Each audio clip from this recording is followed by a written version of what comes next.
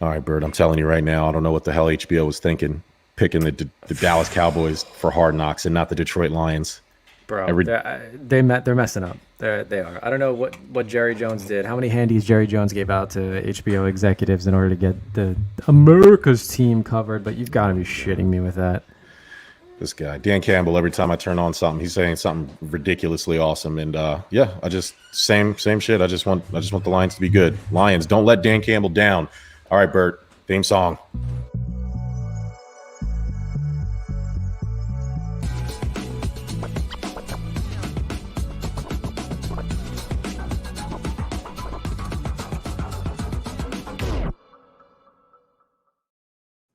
Sports. Sports. What's up, everybody? Welcome to another episode of Stuff About Sports, presented as always by the Give Us a Shot Network. I'm Germ, and that's my notorious PIC Bert. What's up, man? Yes, sir. How are you, man? I'm good, man. I'm feeling great, man. Josh Allen got $258 million, looking like Yo, $1 million, he got playing catch with the kids in the paid. stadium. What is it? Love It was most guaranteed ever in a contract, right? Yep. It's like 150 of it is like guaranteed. I mean, well deserved. I saw the Josh Allen haters out in full force talking about Lamar Jackson and talking about Baker Mayfield. Yo. Josh Allen's better than them. Enough. Yes. Enough for you guys. Yeah. And he's always going to be better. So it is what it is. Today, Bert, I mean, we're going to have some fun today. Did you lose me? Can you hear me? No, I got you. Okay. My thing made a weird clicking noise. No, that was me. That was me. I had to turn my mic on mute. That way, I'm getting some Gotcha. My sound bad. bleeding All through right. the walls. Show goes I on. wanted My to- bad. Yeah. Now I made it awkward. No. Today we're going to do our NFL kind of early predictions. We probably should have did this like a month ago, but we were trying to get the divide into it. We were trying to get some other people into it, but the NFL season is like fastly approaching, and I mean, and it's the preseason week one this weekend, and things are going along, and we have one less preseason game. This is like first year of 17 games in a schedule, and I was kind of going through my predictions. I forgot that there's an extra playoff team now, so that kind of messed me up a little bit. And so it's good. It's going to be interesting. So let's jump right into it. Pick a random division, Bert, and we're going to start our predictions. Man, starting alphabetically, you got going with the AFC East, so may as well just start there. You were just talking about Yeah. just talking about Josh Allen. We may as well start there, right? And honestly, it's the easiest division to pick. I mean, it's the Buffalo Bills, and it's not going to be close. Mac Jones will end up being the starter in New England. Now, the Dolphins will probably be that second wild card team. I'm very high on the Dolphins. I have some numbers here, though, Bert, before we get there. Most importantly for the Bills, all of our core players are here. They're coming back. Josh Allen, Stephon Diggs, Tremont Edwards, Trey White. All these guys are locked up long term. We're probably going to be winning this division unless something crazy happens in the next couple of drafts. We're going to lock up this division the next couple of years. Yeah. Next couple of years, the one- like, for sure. And then, I'm sorry. Go ahead. Go. No, I was going to say, I mean, the thing that really held us back, especially against the Chiefs last year, is defense. But, I mean, hope an injury. So, like, we had a lot of injured starters coming down the stretch. But, I mean, we're tops in the league in all these positions. Josh Allen, there's no reason to not think that he's going to come back in full form. Let me give you some numbers, Bert, for these Josh Allen haters out there. Let's go, who think yeah. Josh Allen can't throw. Josh Allen ranked 4th in the league versus man coverage, ranked 6th in the league versus zone coverage. He was 3rd in the league against the blitz. And while pressured, he was 2nd in the league. And when there was no blitz at all, when he had time to throw, he was 2nd in the league in passing. I mean, enough said. Top 5, dead or alive.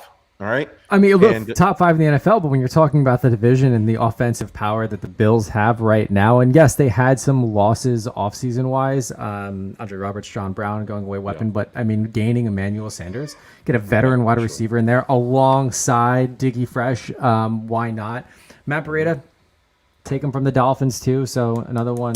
And yeah, and It could help. Our running game needs help. From everything I've read from camp, Devin Singletary, and I'm not high on Devin Singletary. I thought we should have drafted Javonte Williams from UNC. We already have Antonio Williams, who was his running mate. Hopefully, he's on the bubble. I think he's going to have a good preseason. Hopefully, he makes the team.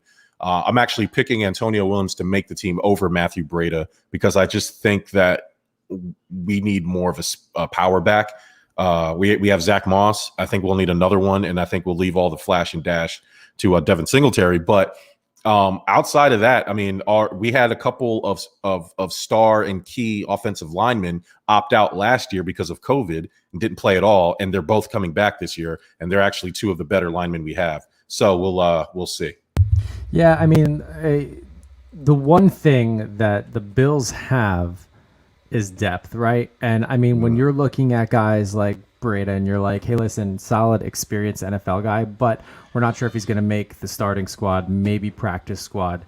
I mean, that's depth. And honestly, in what we may face in a COVID environment, that's what you need, right? I mean, God forbid one of your guys goes on some sort of COVID list, you bring him up and you see how he can contribute. That's how you win games week after week after week.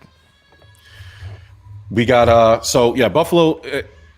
I think Buffalo's going to pull out the division, and then if I had to pull a playoff team, a wild card team, I am going to go with the Dolphins. We saw how much they took a jump up last year. They kept Xavier Howard. I mean, that's a lot of these moves that they made. Brian Flores has picked up a pretty good team. I mean, honestly, it just depends on Tua. Is Tua going to make that next step? If he does, then the Dolphins are going to be in a pretty good position to win some games this year. So. Yeah, I would agree with you 100%. And I know that's going to make certain individuals on the network happy in terms of just putting the Dolphins even at a wild card contender. Now, I will say it is going to obviously depend on the performance of their quarterback. And we saw that uptick towards the end of the season when Tua was in. But I got to be honest with you, there were times where I was watching him and it looked a little bit shaky. You still don't know what type of NFL quarterback he's going to turn out to be. But the good thing is with Jacoby Brissett there too, you have a kind of a good fallback if you're in a tight spot. So, oh, I lost you. I lost your audio. You still there? Sorry, I had my mic on mute. Yeah. First off, Steve Waldman, what's up, man? Mikey Powers, the boss, what's up? Peter, I'm not going to try. I don't want to butcher your last name, but thank you for joining us. And if let us know if we're off at any point. But the Buffalo Bills will win the AFC East, and the Dolphins will be one of the wild card teams out of that AFC conference. Mm-hmm. All right, moving on, Bert, to the AFC North. A lot of people. There's a lot. It's really down to two teams, right? It's Cleveland or Baltimore. It has to be. I mean, and look, nothing against the Steelers or Cincinnati. The Steelers started off, they went, 11-0 last season? And then you want to talk about a decline. Like this was a roller coaster. If the roller coaster did nothing but take that first big drop, and that's where it ended. And at the beginning of the season, for those first 11 weeks, you were thinking Big Ben is going to do it. He looks good. He looks great. He looks awesome. Right. And then everybody was humbled by the fact that for those 11 weeks, they had a pretty easy schedule. And then when they started to face some teams later on in the season, it became ever so apparent that they're not the team that they thought they were going to be. And I honestly think that'll carry into this year. I think Ben it's got to be his last season, right? I think last season contract-wise, but even then, he just looked slow last season all around. So it really is, like you said, between two teams. You have the Browns, you have the Ravens. Nothing against the Bengals. Joe Burrow is a great quarterback. He is. Yeah. But when you look at the groove Cleveland got into, especially after that distraction OBJ went away for a little bit, they honestly look like the real deal for this division. Plain and simple. I mean, Baker Mayfield found his rhythm. They were looking really good towards the end of the season. Now, anybody who's watched us or listened to us knows that we're not Lamar Jackson people. We're not impressed by him, not in the least bit. Not at all. And I think this year is going to prove what my partner, Germ, a guy who has the monopoly on the truth, has been saying for the past 3 years, even in our two early predictions last year, when everybody, including myself, was like, watch out for Lamar Jackson. This man said he ain't shit. And guess what? He proved it. So I personally think it's going to be the Browns to lose. But I would not be surprised if Cincinnati gave him a run for their money. Because before his injury, Burrow looked like he was worth that high draft choice. Listen, I picked Cincinnati in the way too early last year. Burrow went down. I felt good about it, though. I felt good about Joe Burrow was as advertised. I don't know if I have the strength of character to do it again. Because I think the Browns and the Ravens teams are just too – I just don't think the Bengals have enough, and I just don't think Joe Burrow is a world beater yet. to do to carry that team by himself. They have some nice pieces. They brought in some good receivers. I heard Jamar Chase is not panning out early on, but it is preseason, it is off season, and some guys are just game guys and don't really do much in practice, and we'll see. But I mean, the Browns obviously have an overwhelmingly stacked roster. That's another team that's going to be dependent on their quarterback. That's why Baker Mayfield hasn't gotten that extension yet. A lot of people are kind of waiting for him to fail, which kind of makes me root for the guy because I like Baker Mayfield. Yeah. And the Ravens, I mean, credit to where credit's due. John Harbaugh has done a really good job of coaching around Lamar Jackson's deficiencies, and that's why he won the MVP.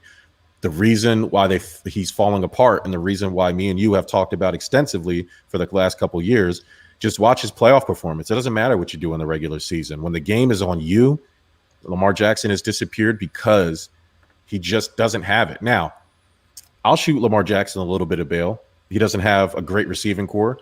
I don't think he has a number one receiver. He has a bunch of 3 and 2, maybe a 2 guy. If you want to get Hollywood Brown, that type of shine, I don't. I think they're all a bunch of 3 guys. And Sammy Watkins is a decent receiver, though. I'll give him Sammy. We'll see. Okay, he didn't move the needle for Kansas City. Now, he was supposed to go there and be a complimentary piece for Tyreek Hill, and I mean, there was just games where it was like, oh yeah, Sammy Watkins is on the team because he catches one pass that's like, oh yeah. But the Chiefs had a whole bunch of Sammy Watkins, and that's why to me it's just like and he's basically the wide receiver version of Lamar Jackson. That's probably why it's going to work. He was a guy who came out of college, had all this hype, had all this talent. Buffalo drafted him. He had a decent first year there, and but that was it. He never took that next step. I won't say he regressed. It's hard to say a receiver's regressing because a lot of it's not in their control. But Lamar Jackson had a clear regression, whether that's teams figuring him out and him not doing enough improving during the offseason to kind of overcome that. But this year will tell you who Lamar Jackson is. I don't think we'll get MVP Lamar Jackson like a lot of people are predicting. I think you'll get who Lamar Jackson is probably going to be the rest of his career this year.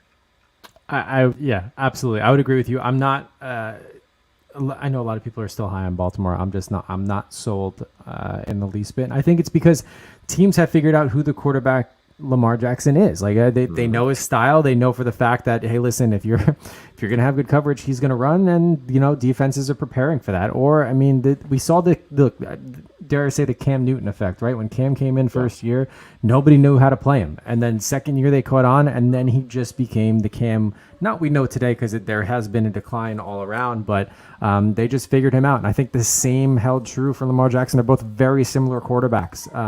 Right. I think Lamar has a better arm than Cam Newton, but overall, I think defenses just knew how to play him. But we'll see. We'll see if we eat our words this year. Last year, like you said, clear regression, and that's why I think we're both agreeing it's going to be the Browns. So I will say that the Ravens probably, like last year, will squeak in as another wild card team, and that really has less to do with them and more to do with the rest of the conference, because all the strong teams seem to be within this AFC North and AFC East thing. So that brings us to the AFC South. Now, Bert, I was struggling with this one a little bit, because it's obvious that it's probably going to be the Titans. At this point, I would say it's fairly obvious, right? At this point, it's obvious. Yeah. Especially now that Carson Wentz is down and down bad. I gave the Colts a punch. I did give the Colts a chance. I didn't pick them. I'm not picking them. But when I was going through this and I just started penciling in automatically without even doing any research or thinking, just off of what I already know, I was like Titans. And then I went through, I was like, whoa, wait a minute, hold on. The Colts, and it's not just Carson Wentz, just the Colts in general, had a decent team. They just were missing, like Phillip Rivers just couldn't do it anymore at that age. They had a bunch of injuries and things they were good, and they just, I think Phillip Rivers just was too old to do what they needed to do. But then Carson Wentz went down, and you don't really know when he's coming back. So this looks like a team that could have won the division to a team that may not even make the playoffs. Yeah, fair, completely. Especially, and it all really revolved around Carson Wentz. And you look at their receivers. T.Y. Hilton's still out there. He's still making plays, but I mean, suffice it to say, man, he's older and he is at the very tail end of his career. I respect the fact that he stayed in a Colts jersey to do it. But yeah, I mean, you're looking at them. Honestly, if they have a consistent quarterback, it could give them a chance against the Titans. Right? They're the main competition to beat. You look at everybody else. Houston, absolutely not, especially with what they have going on in that dumpster fire of a situation. And then you can look and say, all right, the Jaguars may be a surprise out of all this, but new GM, new coach, new quarterback, like these are usually a year to take to work things out as a team collectively and gel, but we have been surprised before. I don't think it's going to happen. I think it's going to be not a rough go. I think the Jags had it worse last year than the position they're in this year because I think there's a little bit more expectation for them. But overall, it'd be tough for me to say that anybody but the Titans in that division are going to take it away. The Jags were 1-15 last year, Bert. Yeah. And I'm here to tell you, we got Michael Sean here. What's up, buddy? It's good to see you, man. Jags are going to shock the world. Not only are they going to shock the world, Michael, and not only do I agree with you, the Jags are going to make the playoffs this year as a wild card. Book it. Book it. Book it. Trevor Lawrence, Tim Tebow, James Robinson are going to lead. Don't you even throw Tim Tebow Jaguars. in there. The Jacksonville Duval. Stand up. Bro, telling Tebow you right now. He's not even on a depth chart right now. He is the depth chart. He doesn't need to be on because it's already understood that he's going to be there in spirit or physically. It's like his cousin, the JC. And I'm telling you right now, Jacksonville, Trevor Lawrence is, and it's funny because I just went on a rant about this a couple shows ago. Mike,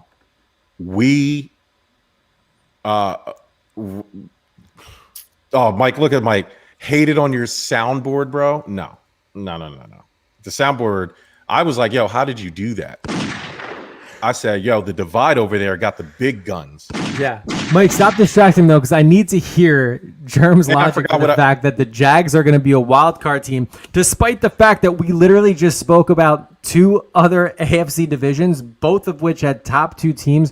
We already said that the Dolphins are going to be a wild card spot too. Then we just went to we just did AFC North, where we know it's going to be most likely the Browns and the Ravens duking it out. And we still have the AFC West to get to. And I want to know who the Jags are going to beat out for this other wild card spot. I'm going to tell you right now. Jags may fuck around and win the division, Bert. You lucky I didn't. Off. No way. There's no way. There's no way. What I was going to say was, we use the term generational talent too often with some of these guys. Yeah. I'm here to tell you, Bert, that Sunshine, Trevor Lawrence, the Golden Jaguar himself, is a generational talent. He's called him Sunshine. Holy shit. He's as advertised. I've been paying close attention to what's happening over there in Jacksonville. That's another one, but not even that. Let's look at their receiving core now. Upgraded, right? DJ Shark is back. Yeah. Laviska Shenault's back. And then they added Marvin Jones Jr. Sure-handed. The only good thing about Detroit last year was Marvin Jones and your guy, Kenny Golladay. And, they're going, and we're going to get to the Giants in a second, Bert, because I'm going to make you very happy, and I'm going to make these Dallas Cowboy fans very upset. Stay tuned. Coming up next. Listen, they have they have good players, Bert. We forget that the Jacksonville Jaguars were a Blake Bortles completion away from upsetting the Patriots and going to the AFC title game. Yeah. So, it's just,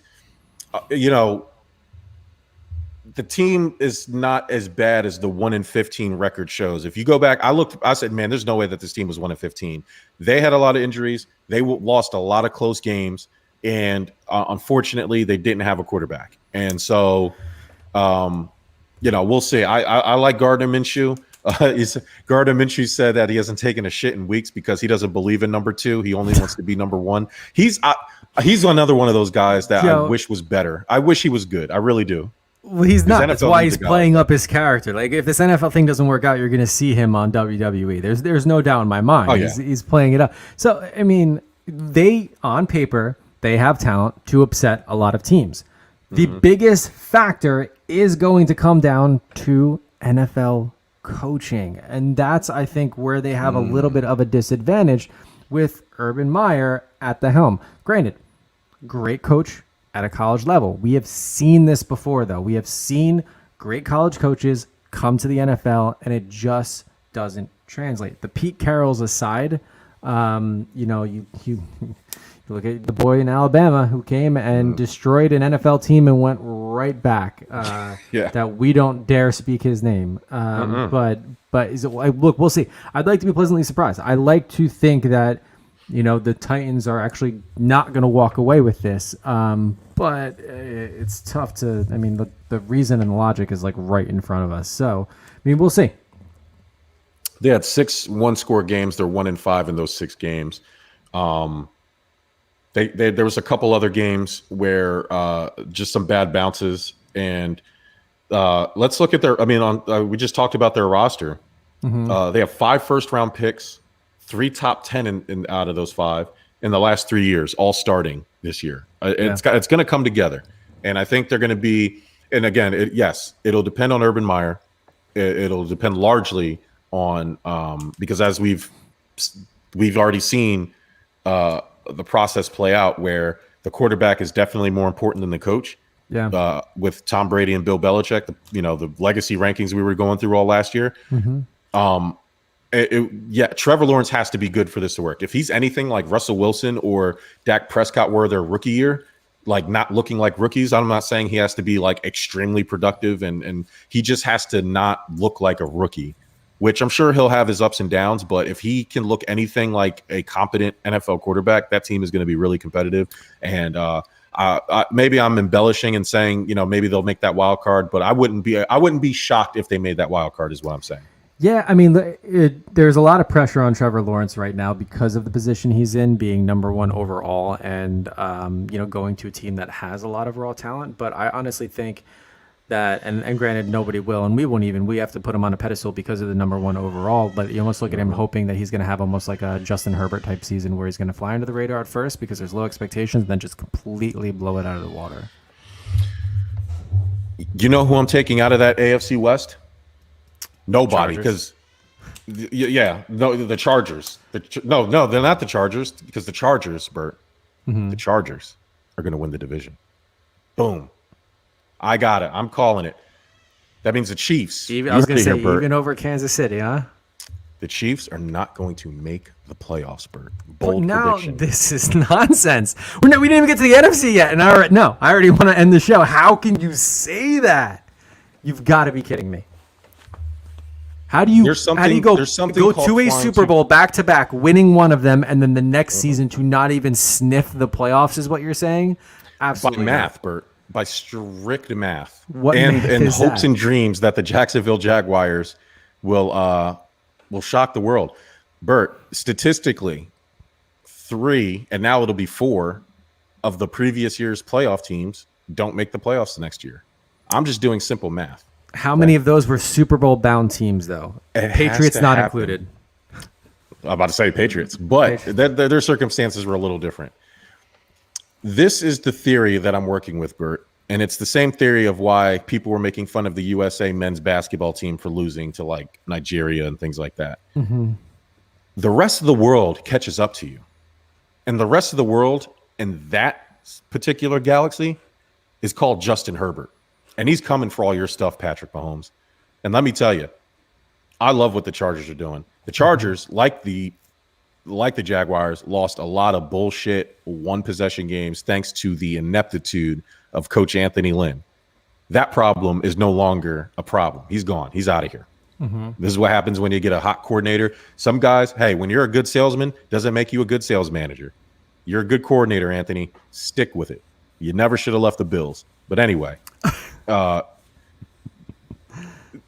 the rest of the world, I'm just going strictly off faith here. They'll probably win. They'll probably make me feel stupid, and they'll be undefeated and things like that. And it's just simple math. I already went out and picked the Jaguars to make the playoffs, so somebody had to go out. The Chargers are on their way up, and I think the NFL needs. I think it'll be good for the NFL for the Chiefs to kind of fall off the map. I just want to see the chaos. That's kind of where I'm at with it. I mean, I'm all for seeing chaos, especially if it's, obviously not about one of my teams, and I get it. And, we went through the last 10 years of watching the Patriots either be in a Super Bowl or some sort of, divisional championship game. So, it looks like we're on the cusp of seeing that run again with Kansas City.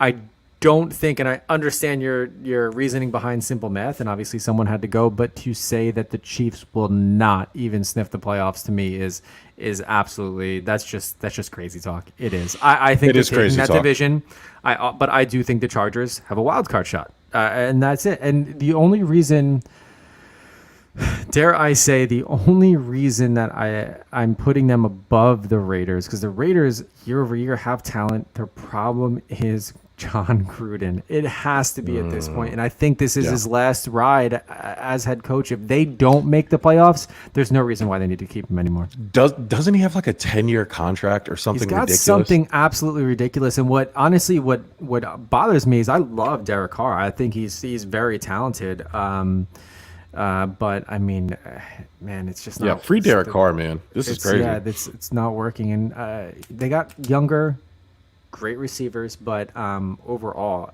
that's going to be one of the more competitive divisions this year. Also, simple math, Bert. Mm-hmm.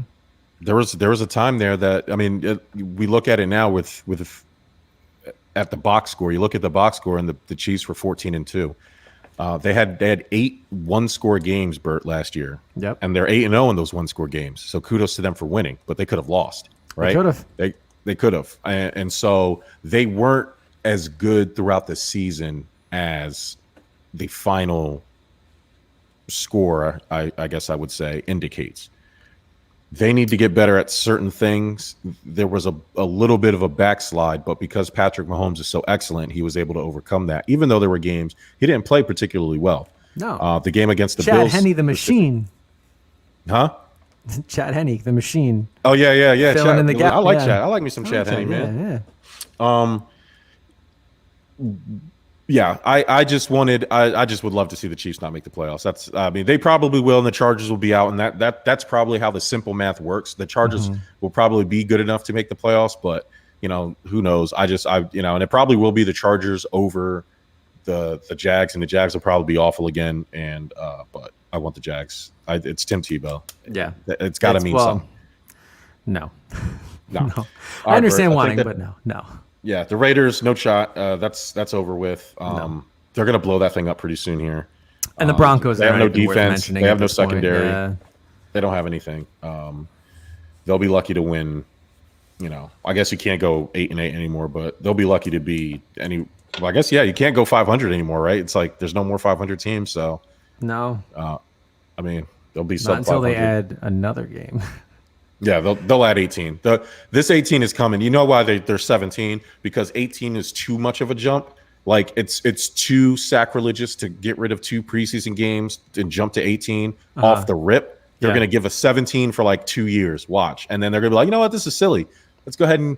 I'm telling you, this first week of preseason, there's not going to be any starters playing, and then they're going to use the argument we don't really need it. We have a lot of joint practices, and then it'll be 18 games within 5 years. I'm predicting it right now on the show. That's fine. And honestly, and what they should do is start having games on Fridays. So we get Thursday, Friday, for those college football fans who watch college football on Saturdays, then Sunday and Monday. Honestly, end my work week and start my work week with football. Why not? Let's go.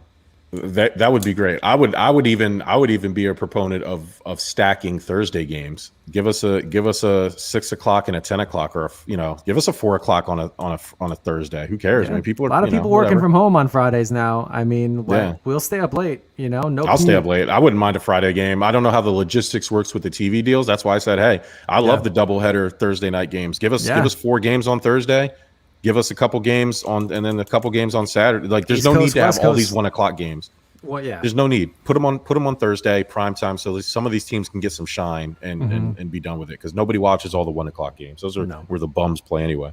All right, Bert, we're jumping into the NFC East. Let's go. It's safe to say that the Eagles. The Eagles are like. It's safe to say that the Eagles are basically not going to do anything, right? I mean, the fire sale they had, or at least the mass exodus they had with I mean, look, Carson Wentz, Deshaun Jackson, Alshon Jeffrey. Like, I mean, a lot of their main weapons gone. Deshaun Jackson's involvement last year, arguable, but nonetheless, they think Jalen Hurts is the way of the future. I don't think so, but if that doesn't work out, they have Joe Flacco as a backup. Overall, I mean, I'm looking. Miles Sanders, I get it, but they're taking they're taking a huge shot. Devonta Smith, drafted him first round. I honestly, as a Giant fan, wanted him to fall to the Giants, but unfortunately that didn't happen.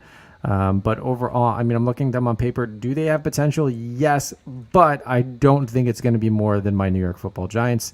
Certainly not more than the Washington Football Team. The only other real threat out of this division would have to be the Cowboys, and I would love to hear your take on the Hard Knocks team themselves and the return of Dak Prescott. Listen, nobody cares about Whack Prescott. Okay, Ezekiel Elliott, he'll have a better chance of staying out of jail than he will winning a NFC East title. Okay, Cowboys are not going to win the NFC East title. They're not even. I mean, the Cowboys get more credit for doing less than any other team in NFL history because they have this aura of America's team about them. It's exactly why they're on Hard Knocks all the time. It's exactly why people talk about them, even though they haven't done anything in a quarter of a decade. They bring up the Super Bowls back in the 90s. For 25 years, you have been irrelevant. Yeah. The only reason you are relevant is because people keep talking about you, because every year it's going to be your year. Dak Prescott, you inherited this great team. And Bert, what have I said for years? What is the one thing as a manager of a salary cap, a manager and an owner of a team, who do you not pay? You don't pay skill players. What did the Cowboys do the first chance they got? They paid Amari Cooper. Yep. They paid Ezekiel Elliott. Then what happened is you get this drama around Dak Prescott, and then it screws up his second year. And then now you finally pay him after all this bullshit when he has the franchise tag. Then he tears his ankle up. So now you have to worry about that. So it's I am always knowing, Bert, you never, ever, I don't care who it is, you do not pay skill players. You especially don't pay them before you pay your franchise or whoever you think your franchise quarterback is. Yeah. The Cowboys are doing everything the way you're not supposed to do it, and that's exactly why they're never going to win. That team, they've had so much talent since Dak Prescott's been there. And this is just Dak Prescott era. We're not even going to go back to the Tony Romo era. But everything that Dak Prescott has inherited and then gotten, since then, they have one playoff win, Bert. Yeah. That's unreal. It's the same amount of wins that Tony Romo had. The same amount of wins Tony Romo had. And yet, every year, people are hyping up the Cowboys. Well, I'm done with it. I'm never going to pick the Cowboys ever again until they start winning games. And that brings me, Bert, to your New York Football Giants. Yeah. Saquon Bike. We finally got a good wide receiver in Kenny Golladay. Yes, we do, yeah. And Sterling Shepard back too, right? And even Darius Slayton was making huge contributions last year as well. And look, the reason the Cowboys kept getting notoriety year over year is because the division has been absolutely terrible. And a huge piece of that was how awful the Giants were because management was making terrible decisions with coaches. But now, year two, Joe Judge is not going to play around. Small hint of what we could do last year, albeit as a fan, and the draft's coming up towards the end of the season, if you have nothing to play for as a fan, you almost, and especially in football, you kind of root for your team to just take the loss, right? Not tank on purpose, but it's okay if you lose at that point because we want the higher draft pick. It makes sense. But the Giants, being the Giants that they are, decided to show their fans that they have a little bit of a spark, and it could carry into next year. And I'm hopeful. He's got weapons. I just hope Danny Dimes stays accurate. I hope his arm is there. There's a lot of stuff he needs to work on, especially in the pocket. But his O-line also needs to protect him better too, because he's had arguably the same amount of time, if not a little bit less than what Eli Manning had towards the end of his career, which we all know was like under 3 seconds to throw the ball, if that.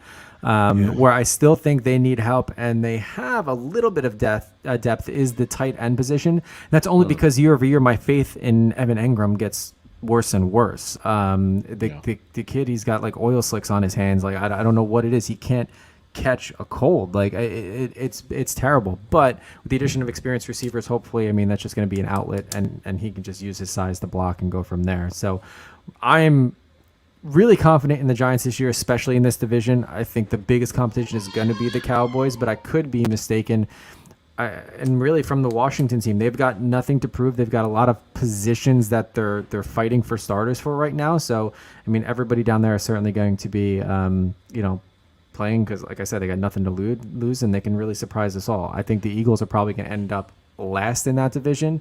So I think it's actually going to be Giants, Cowboys, the football team, and then the Eagles, but we'll see what happens. Bert, I'm right up there with you, except I have the second and third team flip-flopped. I got the football team ahead, huh? And I have the WFT being the first, or well, probably the third wild card team. I don't know if they're going to be the number one wild card team, but I have Washington and New York making the playoffs, with New York winning the division. And we'll be honest, I mean, the NFC East is wide open. Yeah. But what you guys went run heavy. Jason Garrett's game plan was to go run heavy. Yeah. Obviously that hurts when Saquon Barkley's not there. You can't really change your game plan up, too much. You stick with it because you know what Saquon brings to you. Saquon is out. Your season's a wash from day one. Yep. There's no need to overcorrect and overreact. You get Saquon back, and then you add Kyle Rudolph because of Evan Butterfingers Ingram. So now you have at least a reliable, historically competent tight end. Kyle Rudolph has always been one of the better tight ends in the league. I get that he's a little bit older, but he's, if anything, an upgrade from Evan Ingram. If not, they'll just both complement each other, and then better for you guys anyway. Yeah. On defense, Bert, Leonard Williams coming in, Adoree Jackson in the cornerback position. The only thing y'all have to worry about is that offensive line, and I think y'all drafted some offensive linemen, so hopefully it should work out. And then again, like you said, Danny Dimes showed us flashes of what he could be. Mm-hmm. And if he can give us more of that, and I know a lot of that had to do with his awful offensive line. They ranked in like the 20s and everything last year. Yeah. If they can get it together and kind of figure that out, and Danny can get that confidence to throw the ball and use his athleticism. He had the longest run of any Giants player last year when he had that amazing run that he stumbled. He couldn't believe he couldn't believe how far he ran, and he tripped on his own self, or else he would have scored. So that was close. The longest play of run from any Giants player last year. So he can make the plays with his feet if he had to. Yeah. He can throw the ball. We've seen it. Yeah, and that's so Jason Garrett's plan is to go run heavy because you have a workhorse like Saquon back there. My only concern is overuse, right? You don't want to see him go down to injury again. Now, granted, we have depth there too, especially with Devontae Booker now, but I just don't. My fear, and this has been the Giants' case year over year over year, is always going to the run game and burning them out. And we just need well balanced. We need to go to the air. We need to go to the ground. And I'm hoping they find that rhythm again, and especially because I think Saquon's coming up on a contract year too, and I want him to stay. Honestly. So look, we'll see what happens. I'm hopeful. I'm glad. I have a much better feeling going into this season than I did last season. And yeah, let's see what happens. I mean, the division honestly is ours to lose. Fitzmagic, don't let me down. I picked you as a wild card team. All right, NFC North. This is fairly simple. Easy. And that's Green Bay, because that bad man is back in town, and the rest of the teams in that division, aren't going to be very good. Like I said, I hope the Lions at least become competitive, but they simply just don't have enough. Jared, I'm interested to see. I do think the Lions will be better than what the national media coverage is saying they are. A lot of you're not hearing a lot of talk out of Detroit as a football team. It's a lot about Dan Campbell and all the nonsense that he's doing. But if you look at their roster and you look at some of their skill players and you look at, some of the games they played, and I think they'll be better. I don't know if they'll push for a playoff spot or not. I would like to see them flirt with that 500 line. I know that there isn't any 500 anymore, but As close to as possible, right? yeah, I guess what would it be? 9-10 or 9-8 or so, or 8-9? Yeah, 8-9, 9-8. Yeah. Yeah, so somewhere I expect them to be somewhere in that range. I would, if they had a winning record, I would be shocked. I off the first year of Dan Campbell, if they can get 8 wins, I mean, I think that would be a terrific start to his tenure. But yeah, it's Green Bay's division easily. Yeah, it has to be, right. I mean, even just looking, the only team that I think could give them a run would be the Vikings. But yeah, that's it. They've lost a lot. So I mean, yeah, you still have AT. You got Adam Thielen there.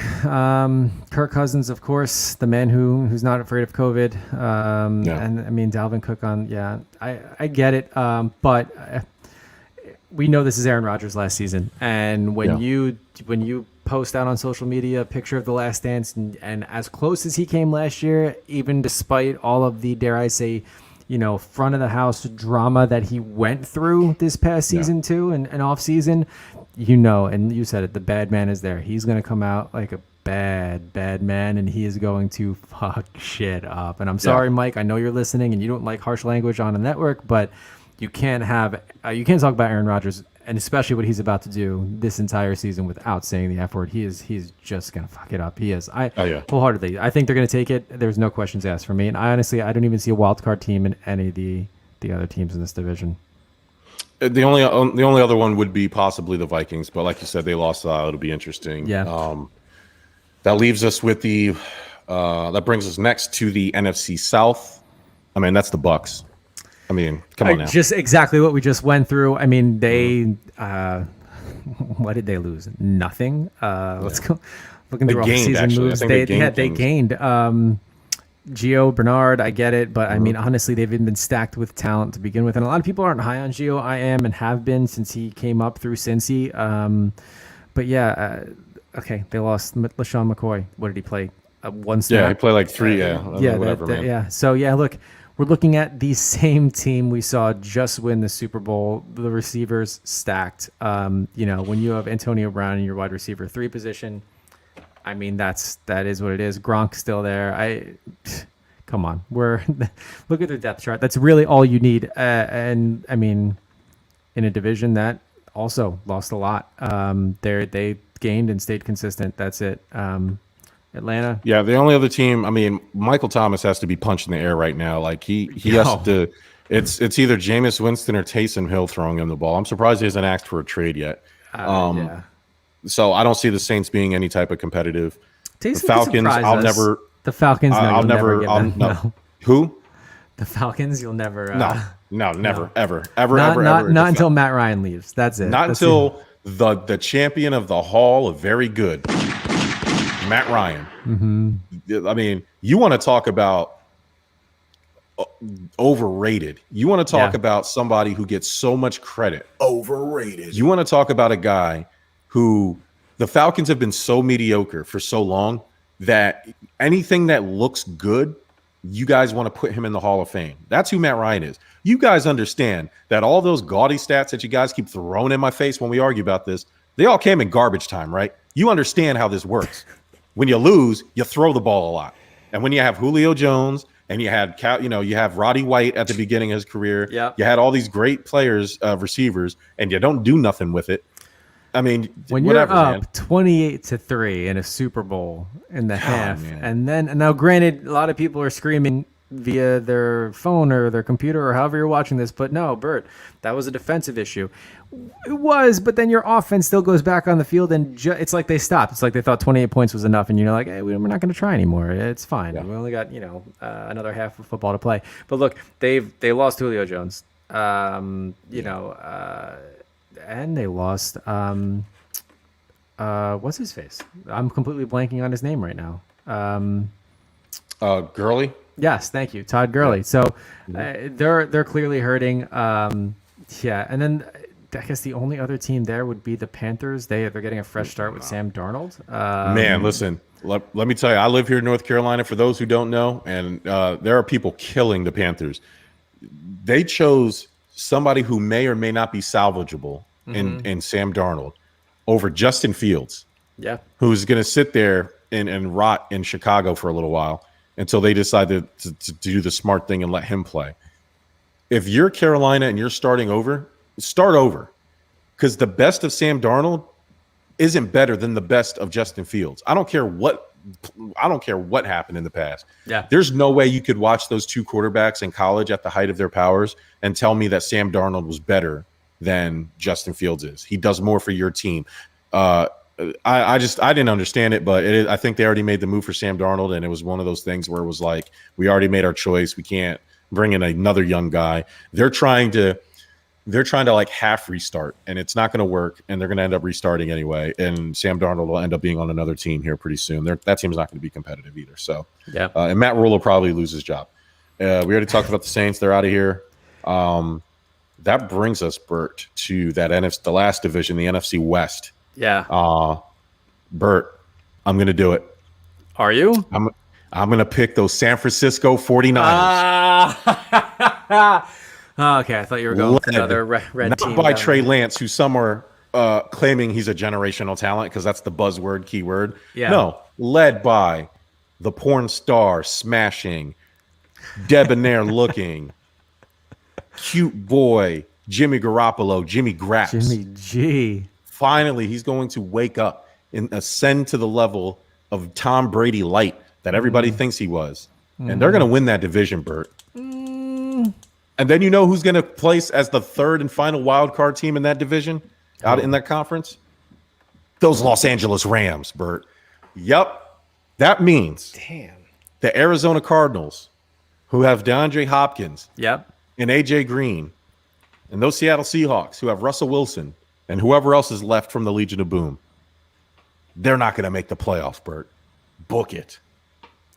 I went by no surprise, complete opposite of what you just said. I don't think the Rams are going to do shit. You look, they kind of have like a wash roster, to be honest with you. Even the talent they've added, you're kind of sitting there going like, M.S. Stafford, Deshaun Jackson, but like, I don't know, what else can you bring?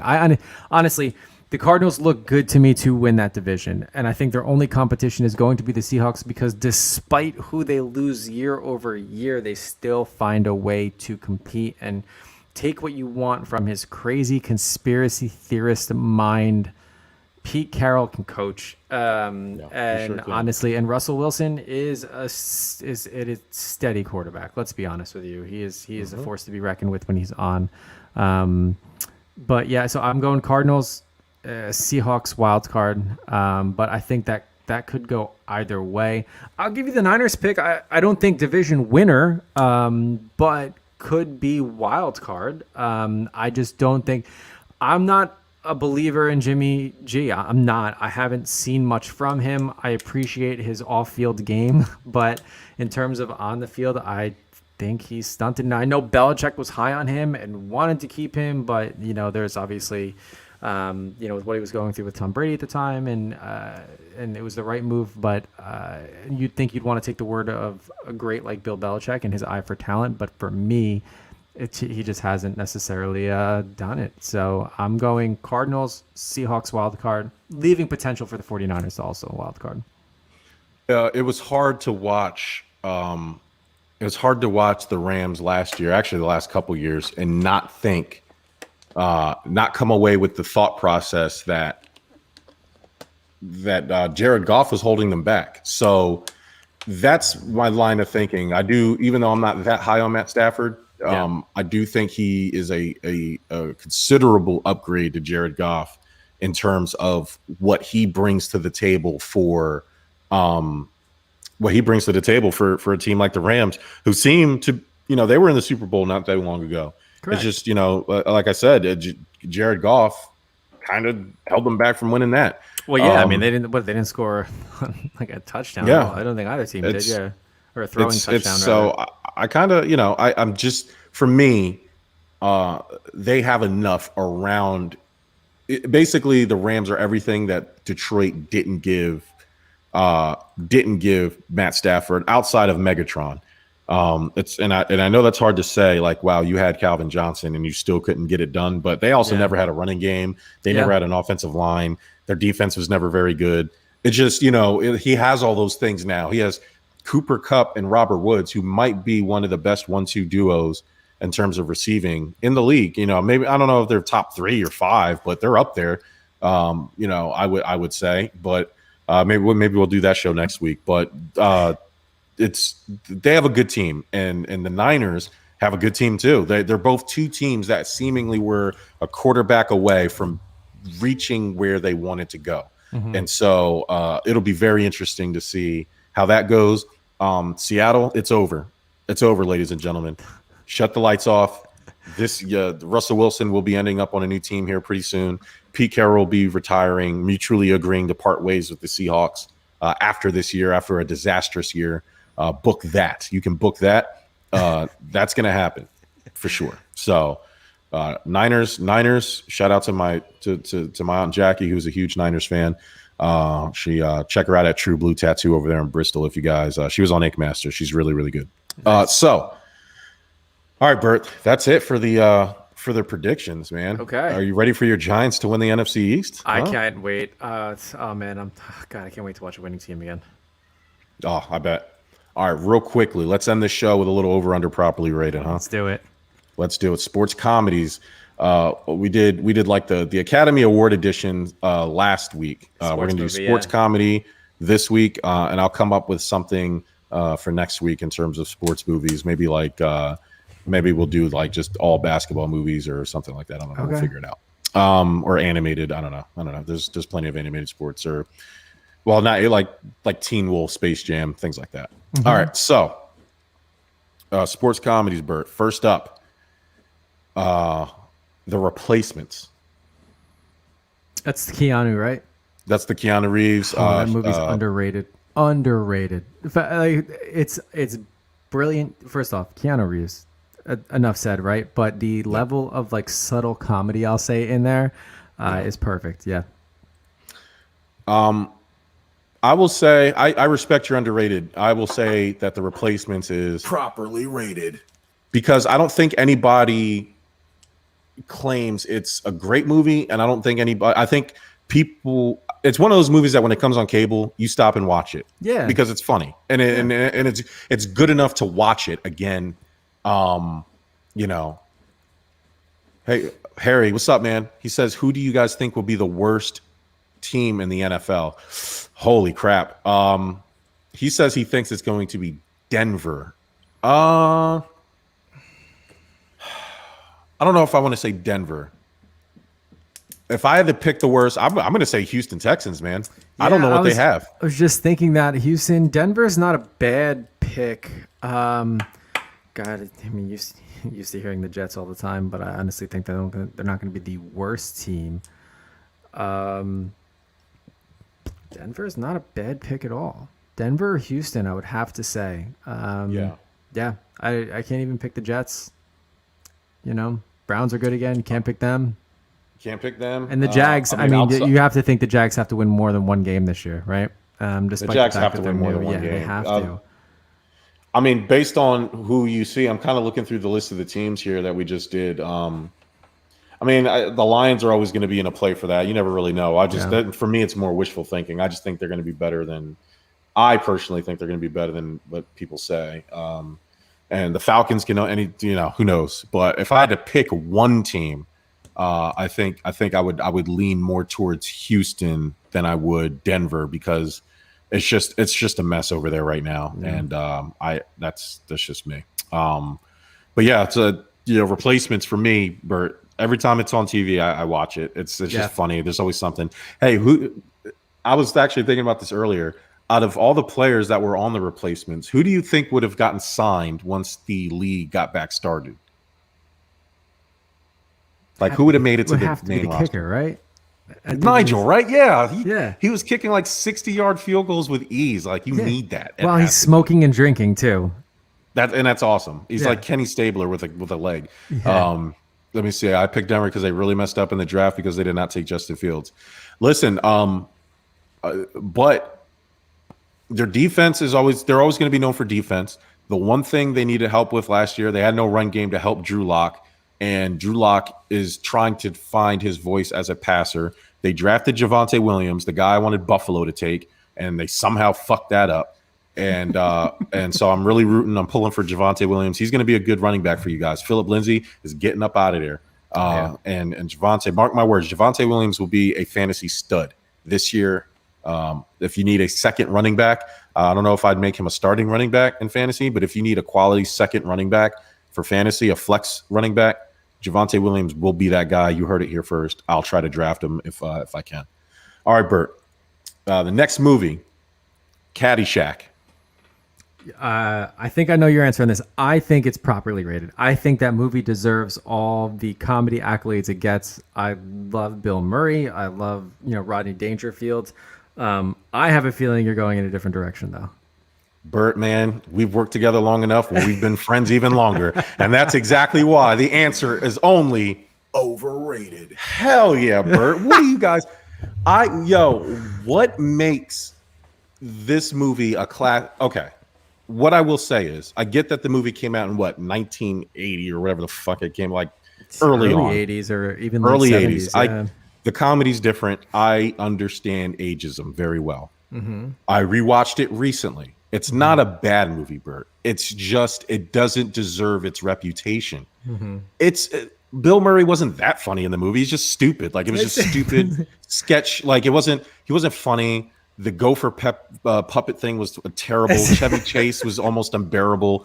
The girl with the fake accent, whoever that was, the only good parts of that movie were Rodgers Dangerfield and Ted Knight. Those were the only two good parts of the movie. Yeah. The movie was a mess. It was a mess. The movie, I watched it and I was like, especially when you know the kind of behind the scenes of how that movie was made. Yeah, that's exactly how the movie plays out on screen. It's like, oh shit, we got a bunch of funny guys here and they're just improvising. Let's just cut it up. The movie is called Caddyshack, Bert. It's supposed to be about the caddies. They just kind of all of that. To a certain, you have the pro in there, but it does show like the party aspect of running the club and like obviously you get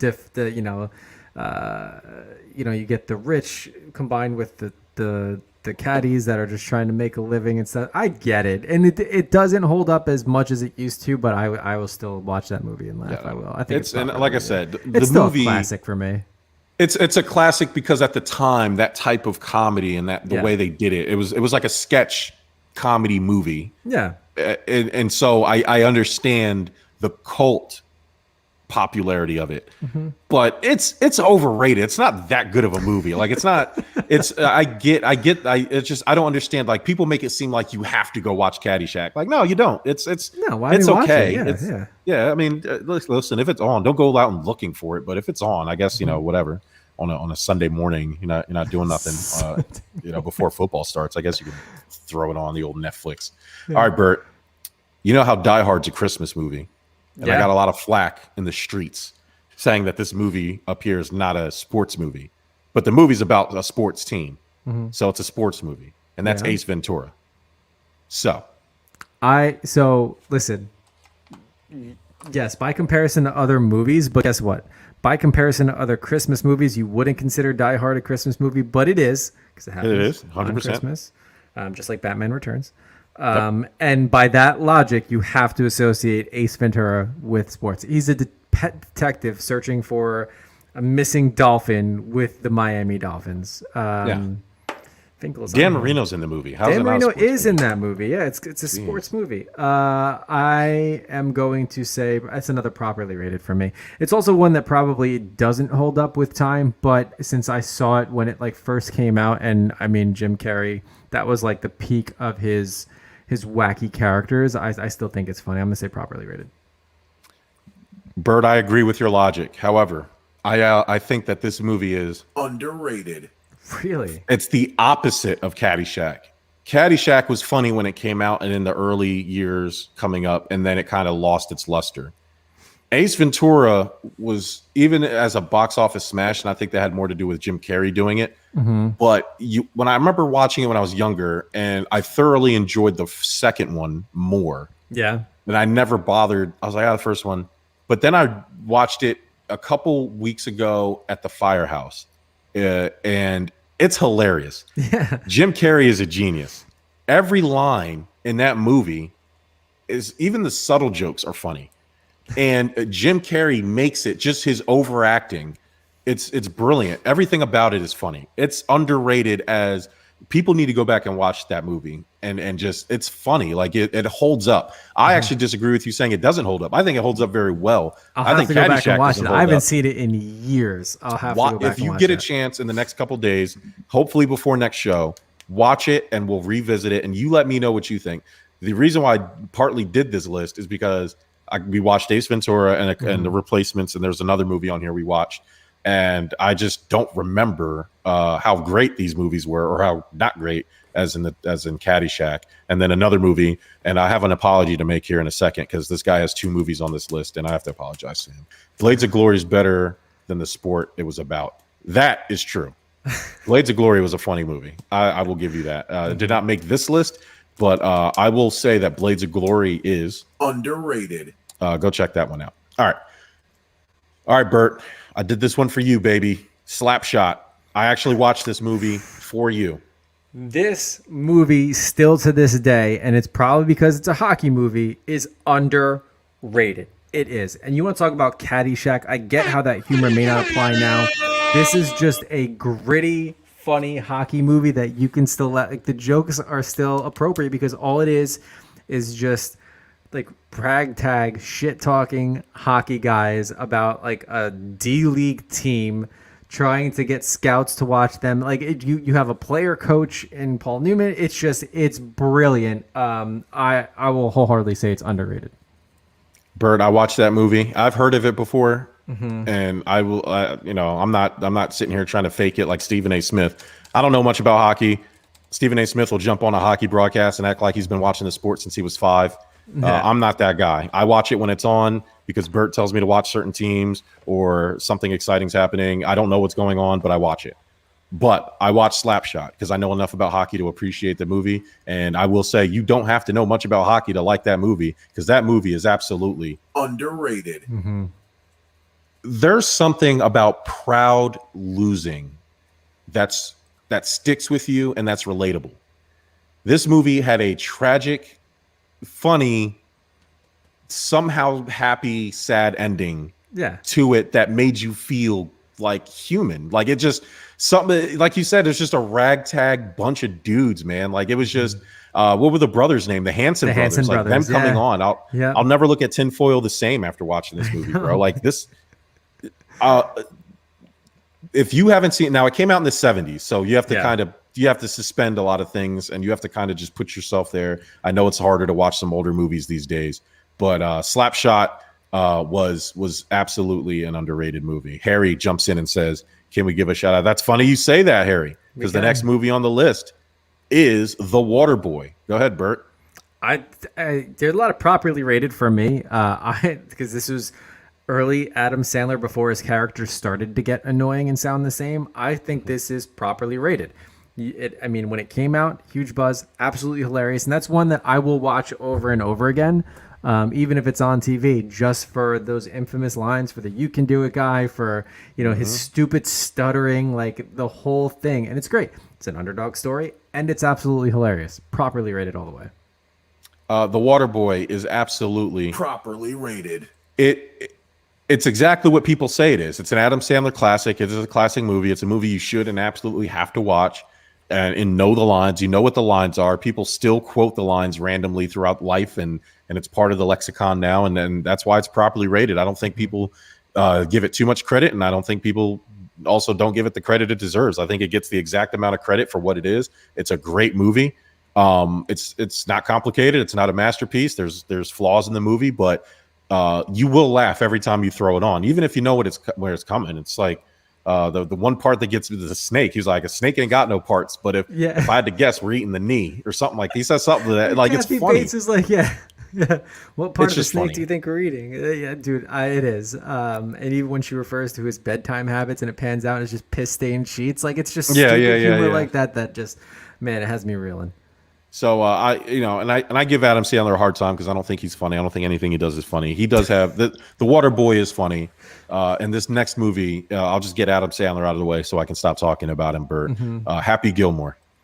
Oh, dude, properly rated. If any, I Yeah. mean, that was that and Billy Madison, my first two Adam Sandler movies, and you can't get on a golf course without someone quoting that movie, trying to do his running start while hitting the tee. I went golfing Friday night, and one of the guys we were playing with, just as a joke on the last hole, did the run up, and I mean sent the ball flying, and it will change the way you look at golf. And I think it came right at that time where golf had obviously this reputation of being stuffy, so you needed a movie like this to kind of soften the edges and get more of like the casual crowd into it. So I think it's properly rated. Absolutely. Happy Gilmore. Properly rated. Adam Sandler has done exactly 2 good movies, and we just covered them on this show. Shooter McGavin, he's awesome, and I can make the argument that if he wasn't such a jerk personally to Happy Gilmore, he might have been the hero of that movie. Because and then of course, Modern Family's Julie Bowen, as Virginia in that. Josh, she's fine. She's always been fine. She still is too. Yeah. Oh, geez. All right. So properly rated for Happy Gilmore. I think I got 2 more on this list, Bert, or 3 more. All right. Dodgeball. You know, I rewatched this when I was on vacation, and for me, Tell the truth, Bert. it was borderline overrated. Now it doesn't hold up. Like, there are still funny parts.